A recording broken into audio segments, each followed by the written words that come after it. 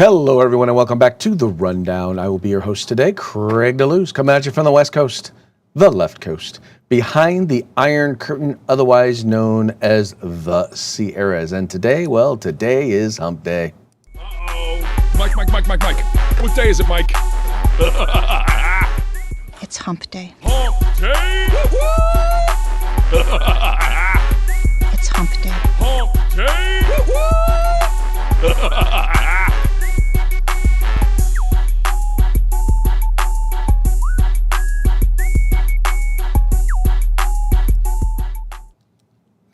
That's right, folks. Today is Hump Day. This is the day in which we attempt to begin the weekend, sometimes with success, sometimes not. But as I always like to say, the fun is all in the trying.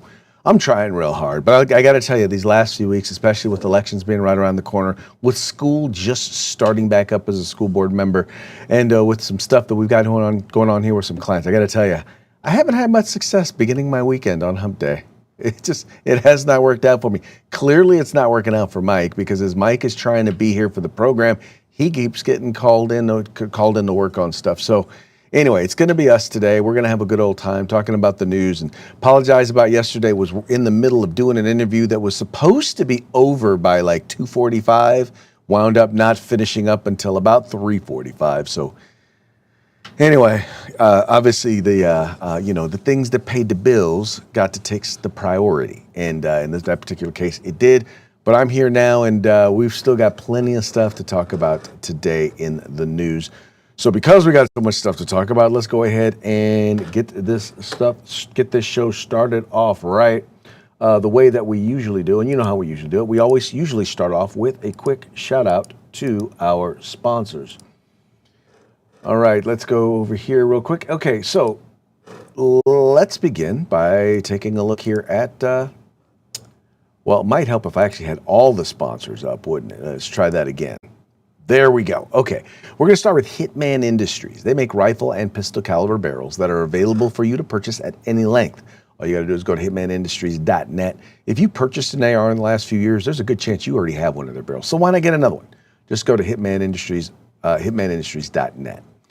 Then we've got the California Republican Assembly working to help elect conservatives at all levels of government, from school board all the way up to President of the United States. In fact, Ronald Reagan once referred to CRA as the conscience of the Republican Party. You need to find out why by visiting cragop.org. That's cragop.org. Go there today. By the way, if you want to be a part of California's future today, you got to join CRA. And then we've got the best in concealed carry tactical holsters available on the market at hawgholsters.com. That's HAWG holsters.com. Why do they spell it like that? Because they like helping Americans wear guns. They like it so much, they're going to give you yours on a discount. All you have to do is use the discount code THERUNDOWN. All caps, no spaces, one word, just like it is right up there. And you will get your Hog holster on a discount today. And then finally, the place where you can get all things, let me say that again, all things tactical except the gun, that would be uscombatgear.com. Now, to make it clear, they specialize in all sorts of tactical gear. No matter what you're looking for, trust me, they have it, right? All you have to do, once again, is go there, check them out. They have a huge selection. They have, what was I going to say? Oh, they have great customer service and competitive pricing, right? Their whole goal in what they do is they want to make sure that you can find it, and in particular, specializing in group sales, they want to make sure that you get exactly what you want. Trust me, you will not regret it if you visit them today and look for your tactical gear. All right, also want to invite you, if you have not already done so, to take a moment and subscribe to the 2A newsletter. Now, this is a newsletter that's designed specifically with you in mind. This is why I say that. Because every day, Monday through Friday, except when I'm caught up on other stuff, but let's say just about every Monday through Friday, you're going to get your Second Amendment news delivered right to your email box, right? It's going to be right there in your email box waiting for you, whether you're looking for stuff from the mainstream media or from the Second Amendment media, whether you're looking for blogs, whether you're looking for vlogs, whether you're looking for deals. Trust me, it will all be sent right there to your inbox, right? All you got to do is go there and check it out today. Just go to 2anews.us. That's 2anews.us. And then finally, want to remind you, if you want to read my first book, right? It's not really a book. It's a pamphlet, all right? It's a pamphlet. I got to admit, it's short, it's small, but it's kind of written along the lines of Thomas Paine's Common Sense, right? It's taking a look at government, taking a look at the problems with government that we have today, and what's the real thing that we ought to be looking out for. Not some king on some island 3,000 miles away from us, but it's the folks right here that are currently running our government. You need to check it out today. It's called Uncommon Sense on the Present State of American Government and a Return to First Principles. That just sounds important. At least that's what I want to tell myself. To me, it sounds important. But you need to check it out today. Just look up Uncommon Sense, Craig DeLuz, and you will find it right there at Amazon. Folks, it's only $5. Check it out today. You need to check this out. Trust me. You will find it to be a very, very quick read, a very good read. You'll find it. I think when you read it, if you're still watching this show, trust me, I know that you will agree with it. And you'll probably hear a lot of things that you've already heard here, except probably a lot more eloquently since I was able to take my time in writing it. Also, finally, want to let you know, if you're watching this program during the 3 o'clock hour on the West Coast or during the 6 o'clock hour on the East Coast, you're watching us live. And we would love to hear what you think about the program, what you think about whatever topics we're talking about. And, all we ask is that you be interested. We don't even ask that you agree. In fact, if you disagree, it's even better, because then it gives me the opportunity to mock you. Oh, wow. Is that a mockingbird? Man, is that a mockingbird? Is that a mockingbird?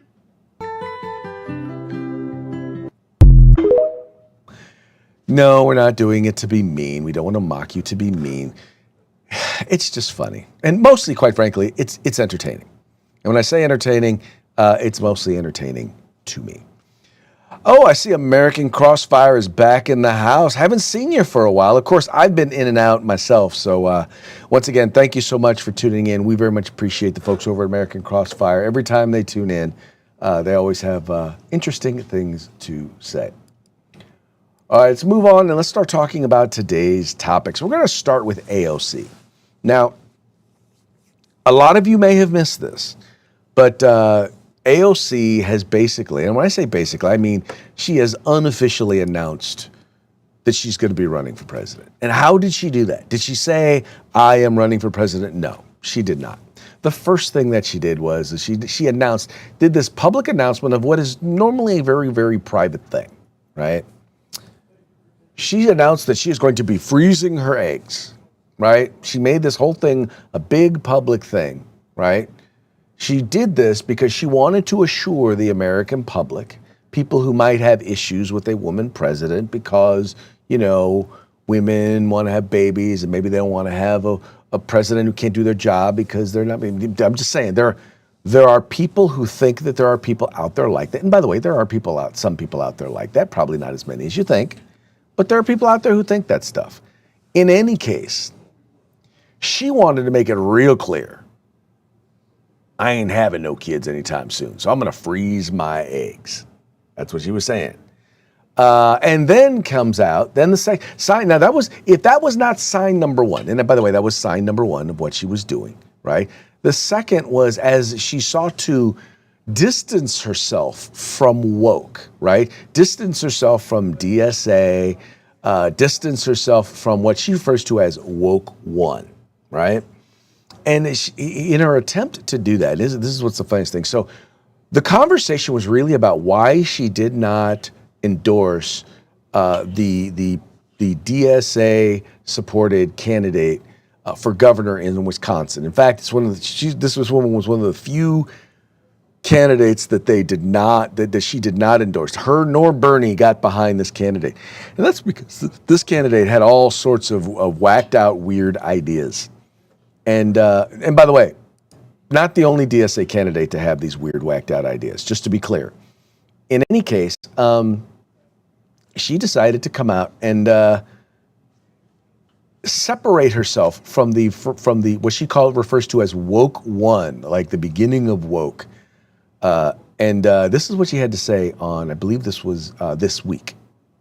Possible to win the Senate, so I've been focused on those legislative races. What do you make of those controversial statements I'm sure you've seen? I mean, she's the Thanksgiving dust up. She says she doesn't, still believe that, but, the abolished prisons, abolished police, which is also positions that have been taken by a lot of the progressive candidates who have won. How do you get around that? I mean, those are not positions that are supported by most of I mean, I think that a lot of these races, even right now, they'll have a tendency to be nationalized. Yeah. But these races ultimately are local, and all politics are local. My understanding is that that Francesca Hong has made clear her present stances to her electorate. Yeah, she's moved away from a lot of that. Right, she's moved away from it. And I have a local city councilman that has this saying, woke one was crazy.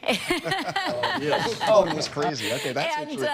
And I think that what's important is that we have to assess what did the movement go too far with some of those positions? I mean, you briefly supported the idea of defunding the police. Well, I think that during this time, and especially during COVID, there was a huge opening of the Overton window. We were shut down. There was some of the highest unemployment rates that we have seen because of those shutdowns. Yeah. And I think that the doors were really open in trying to entertain any and every policy that was going to get us to a better place. And I actually think that the discussions that were had in that time were quite fruitful. I think that when we talk about crime today, it's fundamentally different than the way that we talked about crime in bringing crime down, right?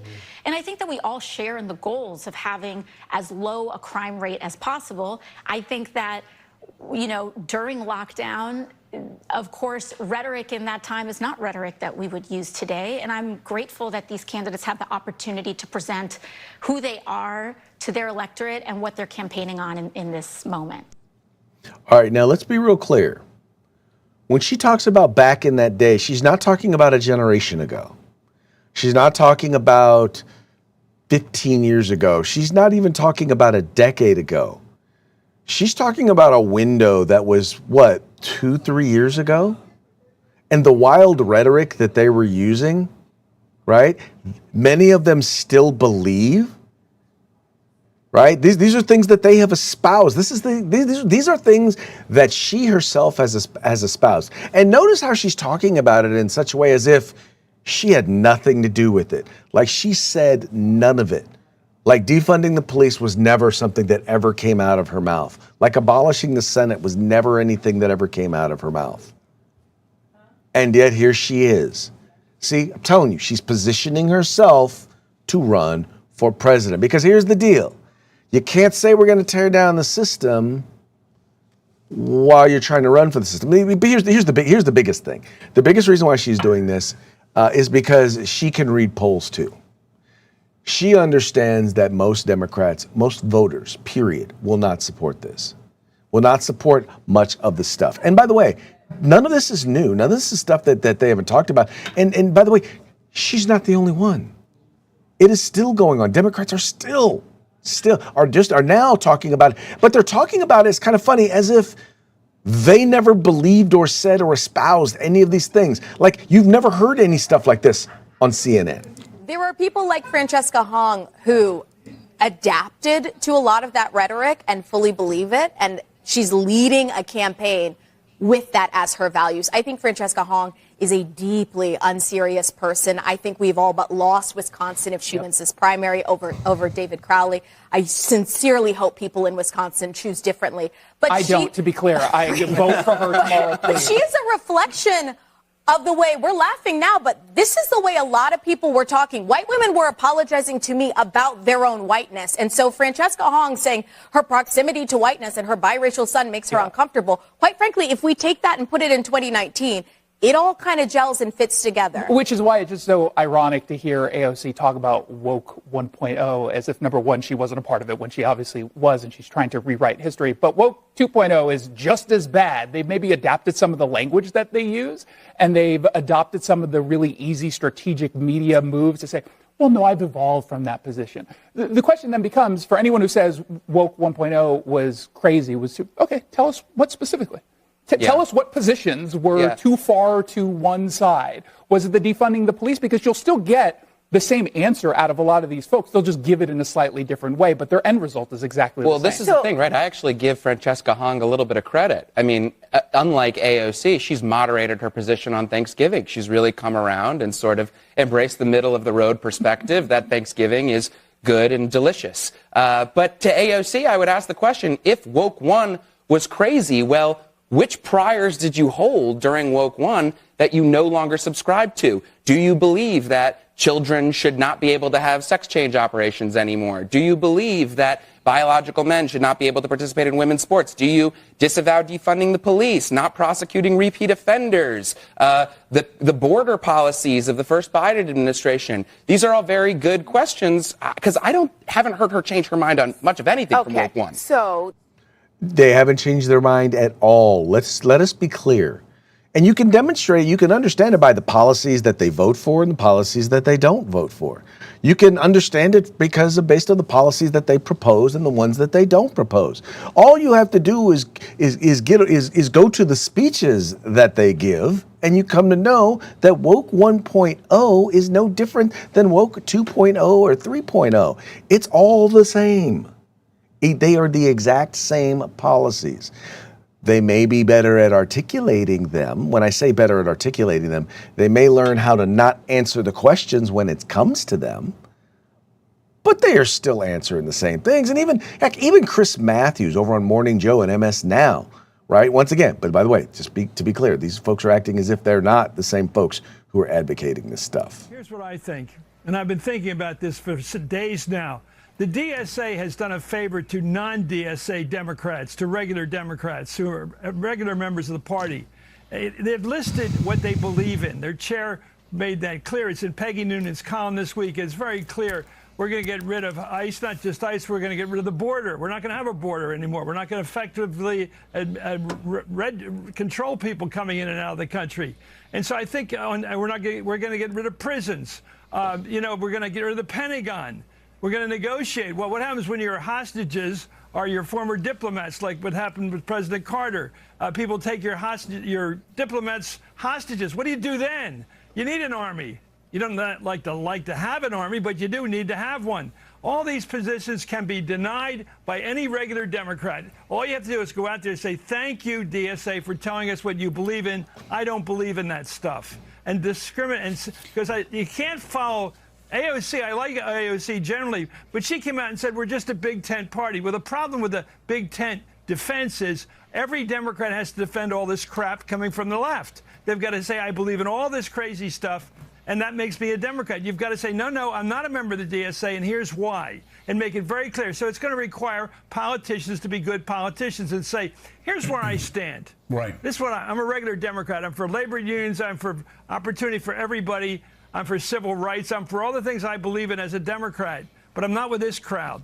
And I think that's going to be a line that has to be drawn by Democrats, because I'm telling you, the last 6 weeks of this election is going to be an attack on El Sayed and the DSA in New York and the Mamdani, and it's all going to come out and blame every Democrat for everything the DSA is doing. I don't believe in the DSA plan. I don't believe in their checklist of what they believe in. I'll say so. But running for office is going to require that, I think, before the election.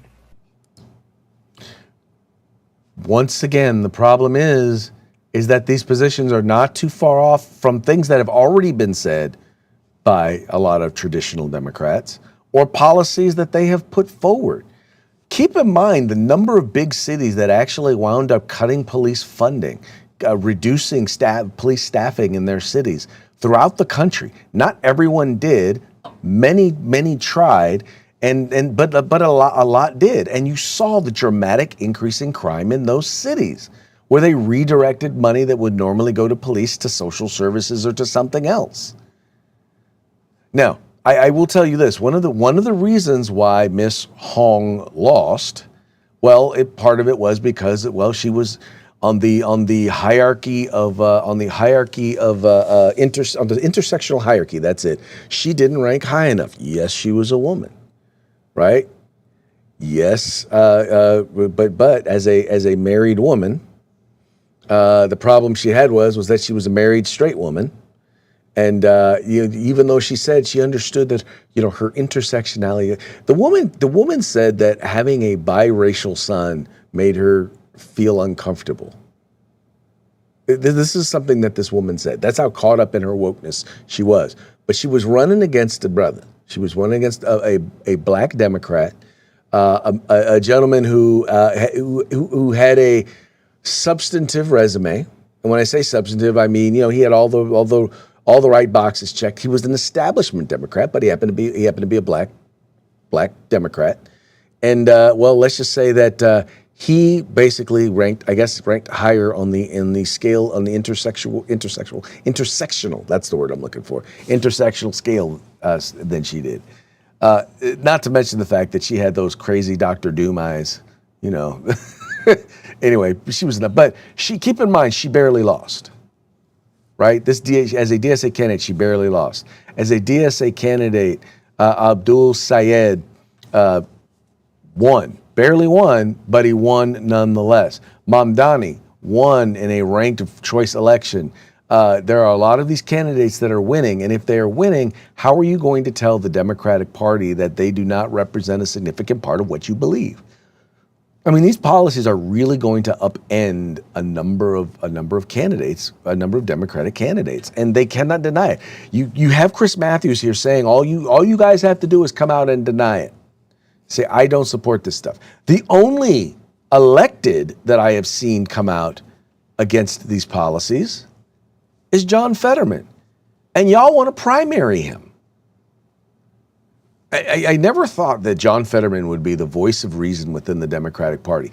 You want to primary him even though he votes with you 95% of the time. You want him out because, he's not willing to be as mean and nasty to Republicans as you are, right? He's not anti-Israel, right? He doesn't want to end the filibuster. But he's with you on everything else, and yet you want to get rid of him.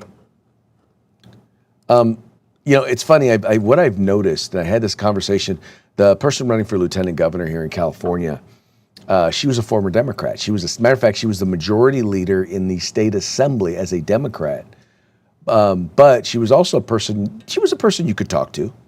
And on education issues, she actually was a strong supporter of school choice. And one of the things she said in our conversation yesterday was the way in which Democrats ignored the will and the need of their constituents in order to support the public employee teachers unions is what, the very fact that if you didn't toe the line on everything, she was like, I was with them on almost everything else.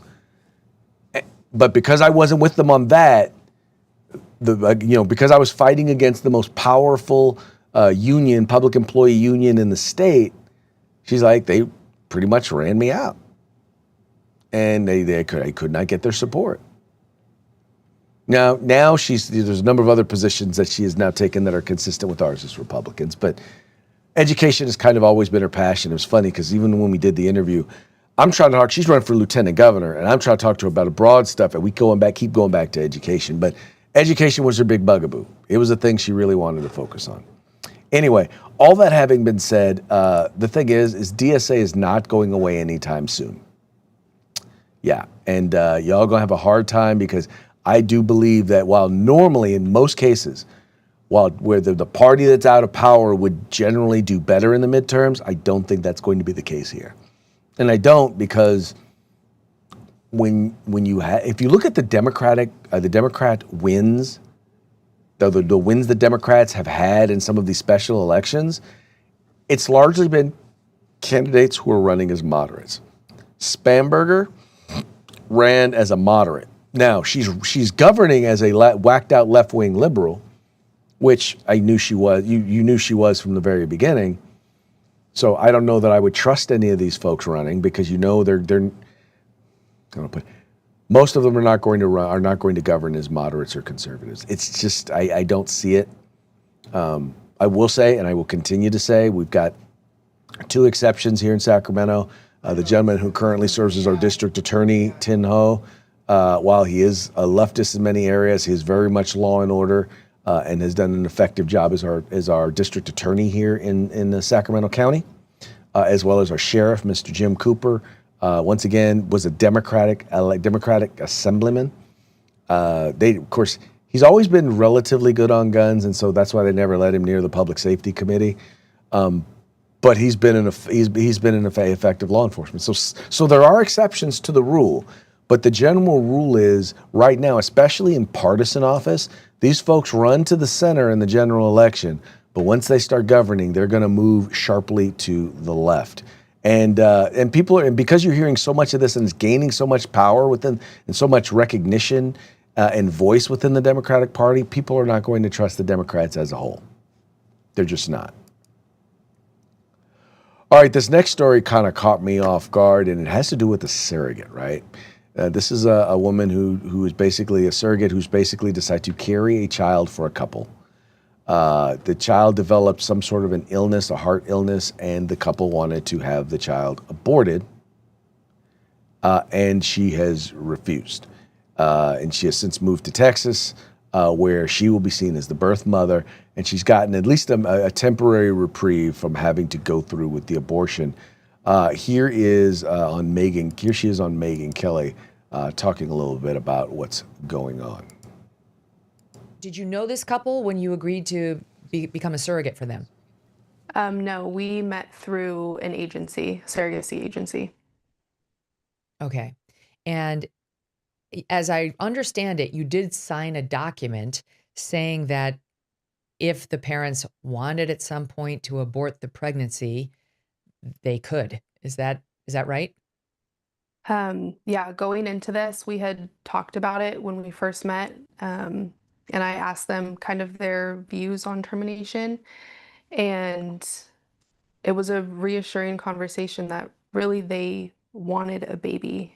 They weren't exactly sure what decision they would make if something came up, but they ultimately just wanted to be parents. And so I felt confident moving forward with them that termination would not be their first choice. Okay, so the contract said they had the right to do it, but you, based on your conversations, didn't foresee them actually doing it. And then the baby, was it a 20-week amniocentesis? Is that what happened? There was no amniocentesis. It was an ultrasound that the cardiac defect was identified a couple days after 20 weeks. So then they said they wanted to abort their child, but you are pro-life. And so what did that bring up for you? It brought up a lot of fear. And I just didn't know what to do. I felt very trapped due to this contract and felt like I had no voice.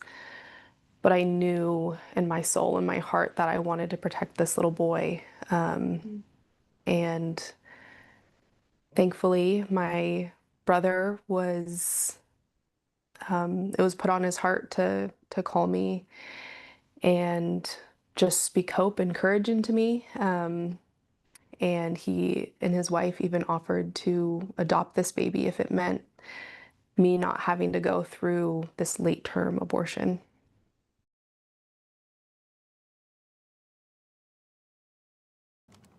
All right, so here's a story over at the California Post. Let me read a little bit of it to you here. It says, a surrogate who refused to abort her unborn baby despite wishes of the biological parents has scored an early legal victory in the case just weeks before her due date. McKenna West, an Alaskan nurse, is set to give birth to the fetus she named Gabriel on September 2nd. But during her pregnancy, he was diagnosed with the severe but treatable heart condition, hypoplastic heart syndrome, otherwise known as HLHS. His parents, I'm not going to read their names, from California called on West to seek an abortion, but she traveled to Texas, where she will be recognized as the birth mother under state law. Texas Attorney General Ken Paxton filed a petition that urges doctors to give Gabriel life-saving care when he is born and stop him from being taken out of the state.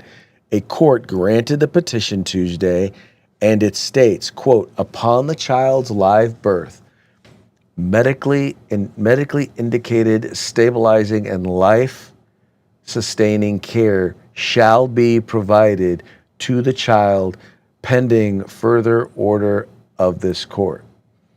No person shall withhold, direct the withholding, or obstruct or delay that care.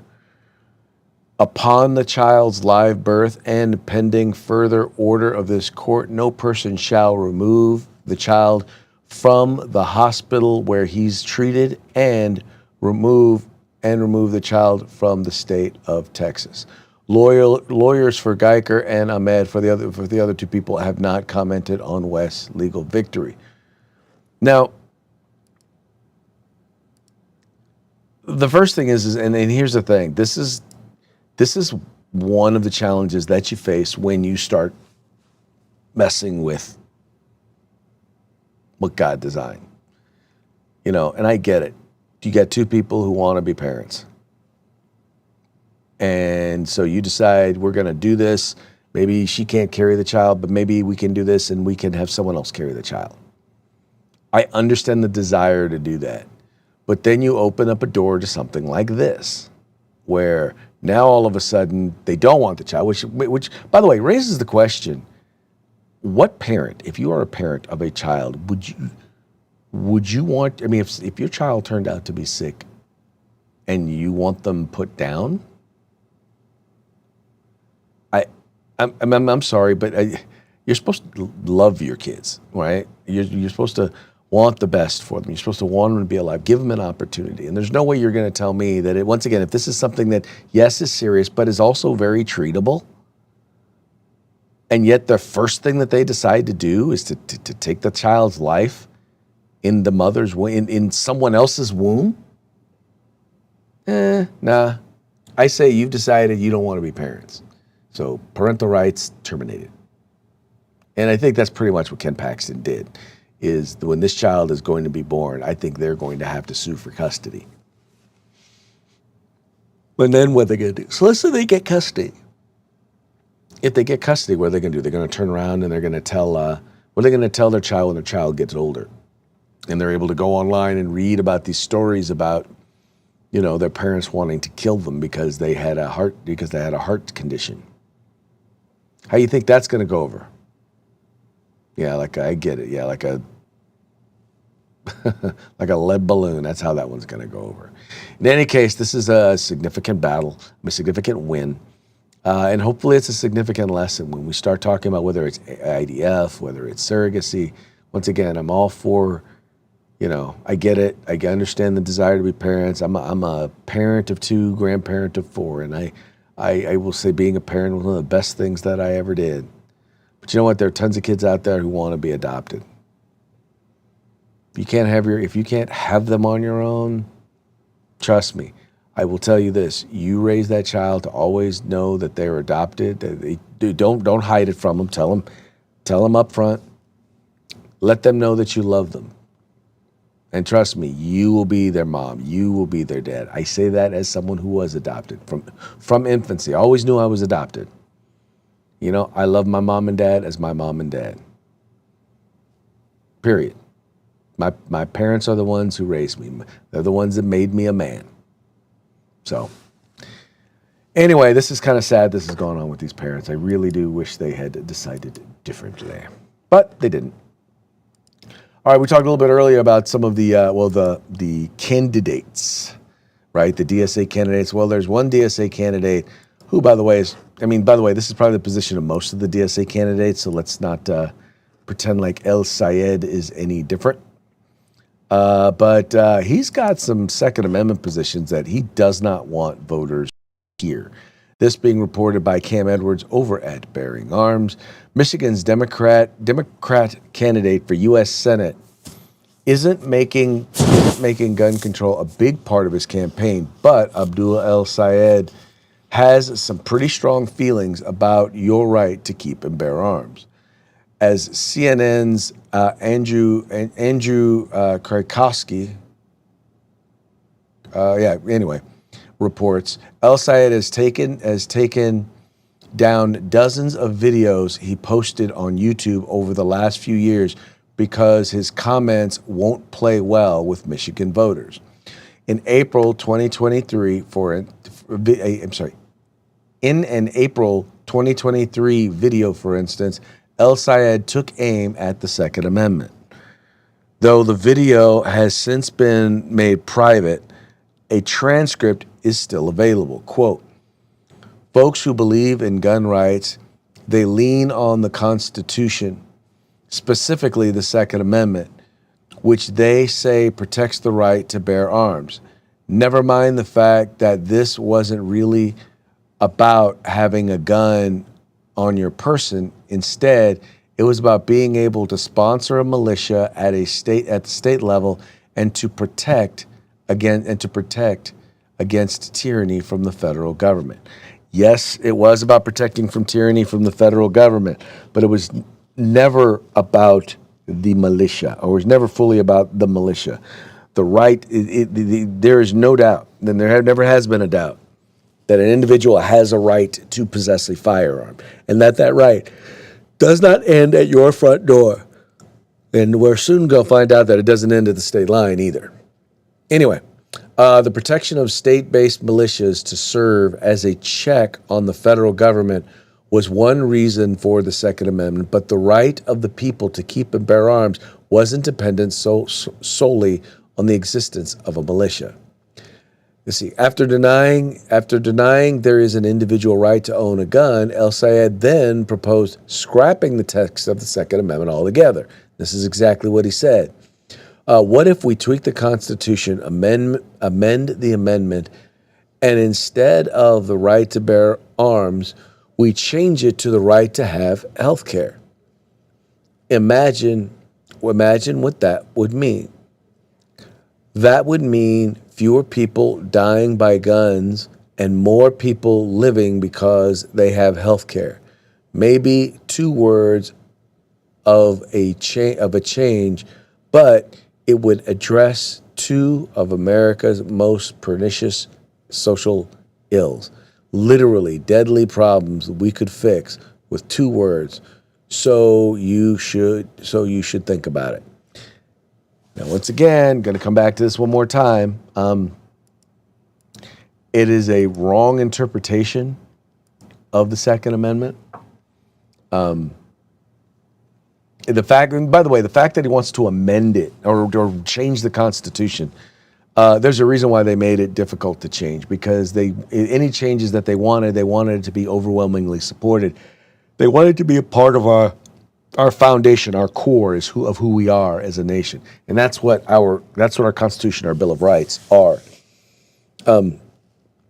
But then there's also just the difference between the 2 rights. Your right to own a firearm doesn't mean that the government is required to give you a firearm. It means that if you have one, you have a right to possess it. Now, that's different from their right to health care, because their quote-unquote right to health care means somebody else has to pay for it. And that's what they're asking. They're not saying, well, if you can afford to pay for it, they've got to provide your health care. No, that's not what they're saying, right? If that were the case, then it would be consistent with gun rights, because then you're saying, well, look, if they're willing to pay for their own health care, they should have a right to be able to pay for it. They should have the right to be able to get it if they're going to pay for it themselves, right? But what they're not saying is, what they're actually saying is that right to health care means that you people who have health care ought to pay for them. In other words, they're forcibly compelling to take from those who've earned to give to those who didn't. That sounds like Marxism. That sounds like socialism. That sounds like communism. However you want to put it, that's what it sounds like. It's definitely not what we have now, which is a free market economy. And by the way, it's also a very, very bad idea. All right, moving right along, as we've been talking about, the whole men and women's sports has become kind of a thing now. And now there's a story where a football player has decided that they want to play football, right? They want to play in a, it is a female who wants to play in a male league. Yeah. Yeah, I know exactly what you're saying. I hear exactly what you're saying. I'm trying to find the video. See, did I download the video on this one? So let's refresh it. No, I didn't download the video, but I'll just go ahead and I'll read it here. Oh, that's the wrong story.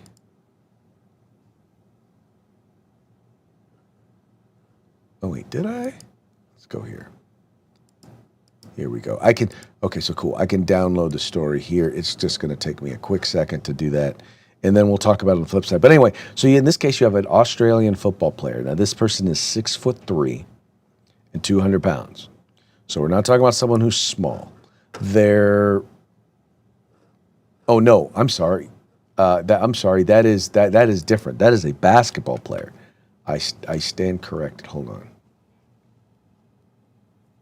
How big is this one? No, I was right. 6'3", 200 pounds. All right, are you going to give it to me? Let me try this again and come back up here. Copy. See, I got to do a better job of being ready on this stuff. There we go. All right, then I can grab it. So anyway, now people have expressed concerns in this particular league, and they're expressing concerns primarily for safety issues. And I think once again, I believe it is a legitimate concern, right? If you've, this is football. This particular football it's not soccer. It's not the soccer. It's Australian football, which I believe to me looks like rugby. I honestly do not know what the difference is between Australian football and American football. It did not look like they were playing American football. But here's the story, and I want you to we'll talk about it on the other side. The AFL has handed down its findings, allowing a transgender football player to continue playing women's community sport after safety concerns were raised. Westminster's Freya Golding says she's no different from the other players on her team and doesn't pose a risk. A big hit, but a bigger blow for the Adelaide Football League. We, to this day, maintain that it is a safety risk. The AFL's Gender Diversity Policy Committee handing down its verdict after formal complaints were lodged by 3 Adelaide Footy League clubs into whether transgender Westminster Old Scholars player Freya Golding should continue to play. Hi, my name is Freya and I'm a transgender woman and I play football. In a confidential email seen by 9 News, the committee determined that it was not satisfied that the player's participation in the competition gives rise to unacceptable safety risks. Accordingly, the player is permitted to continue to participate in the competition. I'm not the biggest and tallest player going around, and by no means am I a dominant player. I've had some good moments, but it's rare I get in the best players. This particular player is 6'2" or 3". 92 kilograms, and I appreciate the notion that there may be other naturally born women that are 6'3" and 92 kilos, but they're few and far between. But the AFL has conceded a further risk assessment may be undertaken if new information comes to light that could impact their determination. For now, the Adelaide Football League says it's accepted the decision, as has Freya. I just want to play the sport I love with a great group of people, and I've been so lucky to do that this year, and I want to keep doing that. Kelly Hughes, 9 News. So that's the story. That's kind of where things are. I don't even know what to say to that, to be quite honest. But I do believe that if a player winds up getting injured as a result of it, they'll get to sue the league. Because in the end, this is not going to be addressed legislatively. It's going to be dealt with in the courts. And all scientific data demonstrate that this is a bad idea. Anyway, just saying. All right, folks, that now brings us to our parting shots. Parting shots are brought to you by Hog Holsters. Just go to hogholsters.com. Use the discount code TheRundown, all caps, no spaces, one word, and get your Hog Holster today. Speaking of that, this first one is kind of an interesting video where a gentleman decided to change his gender and enter into a track meet at the college level, or falsely. He did it under a false name. But the interesting thing was, this is a person who was they basically running against college athletes female college athletes, and this is a dude who didn't run regularly, never been in blocks, never run track before, but decided to enter the race, and let's see how he did. He believes he could win a race against all women. So today, we have Johnny racing in a legit D1 track event. We're testing to see if he can smoke them all in a race, or if they'll make him look like a complete try-hard loser. Hey boys. Yeah bro, straight face just like that, you're good to go. Whose name are you going by? What's your girl name? Sarah, I'm my sister. Sarah. Does she know that? No. She's gonna be unhappy. I stole her ID. Now, what makes you think that you're gonna beat women? What? Sorry, that was a weird one. I'm taller, so my strides are longer. I got heart. Nothing about them? Yeah, they're shorter. Their strides aren't longer. But I'm a bad bitch. And bad bitches be bad bitches. Jesus Christ. There is a lot of people here.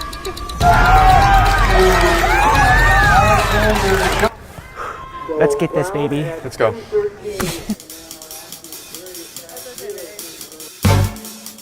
There was one girl walk by you and went, oh, really? You scared her. I don't know why it's so funny that everyone just stares at me. You've never seen a woman before? Hello, I'm here to get a sticker. Sarah Curran. 100 meter. We don't even know what time Johnny's able to run. I just asked him what is the fastest time here and said that Johnny runs that. I think we're gonna win every cheat except this one. Really? I got some clips of the women that you're racing, and I will say they look like athletes. I am an athlete. I look like Thor. You stand about 2 feet taller than those girls. Yeah, I can get one of their numbers after. I'm uncomfortable here, I'm not gonna lie. I think You're I'm more I have tits on. I'm wearing a thong. You're in a thong? This is ridiculous. Dude, I even shaved my legs for this. And your armpits, right? Yep. Wait, let me see your armpits. Oh my god, he's literally up next. You haven't stretched or anything. I don't need to stretch. Am I just going? Yeah, you are. This race is a straight up college sanctioned event. Don't ask how we pulled this off. No, it sucked. Oh yeah. Short relay team number 10 on the all-time. The promoter puts her with a 12:67. Johnny has never used blocks. He's never ran in his life. Then Sarah Curran in lane 5. Sarah Curran, that's us right here. Casper Redlands from Claremont in 7th. Bro, I don't know what's gonna happen. All right, ladies, please stand behind your blocks. He's going. On your marks. Oh my god, he's lined up. Dude, I'm so excited.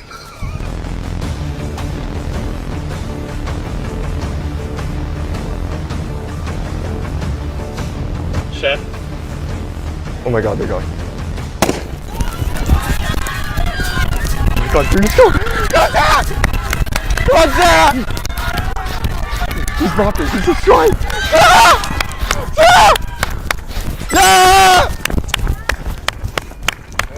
Good job, ladies. 100 meters, and it was Sarah Curran determined the winner. Oh my god, Sarah won. Yeah, someone who never trained, never did anything, never run out of blocks before, running against D1 college level women and wins. Yeah, the hypocrisy just keeps right on flowing. Yep. Anyway, moving right along, this one's kind of in line with our the abortion story. I think this guy makes a very, very good point. Imagine if we had the same sort of restrictions, or we made the same arguments regarding restriction of abortion that we do for restriction of gun rights. What would that sound like? This is a message for liberal white women. Look, nobody's coming for your abortions, okay? What we really want is common sense abortion control. That means mandatory background checks with mental health assessments, along with entering a national registry for abortions and paying a $200 tax stamp that could take up to 1 year on a wait list to receive. We would seek to outlaw assault abortions occurring after the first trimester, along with high-capacity abortions, including twins and triplets. And ultimately, we would like to limit the number of abortions any person can have, because nobody needs more than one abortion. Nobody needs more than one. Okay. And then here we got one last video. No, you know what? I'm going to save that one for tomorrow because we're running tight on time. Let's go ahead and, well, it's about that time. We're here near the end of our program, so let's go ahead and give one more quick shout out to our sponsors. We've got Hitman Industries. They make rifle and pistol caliber barrels available for you to purchase at any length at hitmanindustries.net. We got the California Republican Assembly, the conscience of the Republican Party at cragop.org. Then there's the best in concealed carry tactical holsters available on the market at hogholsters.com. And then finally, we've got the place where you can find all things tactical except the gun, and that would be at uscombatgear.com. All right, folks, that's going to be it for today. We will be back tomorrow on Throat Punch Thursday to letting you all have fun. Y'all stay safe, and we will see you mañana.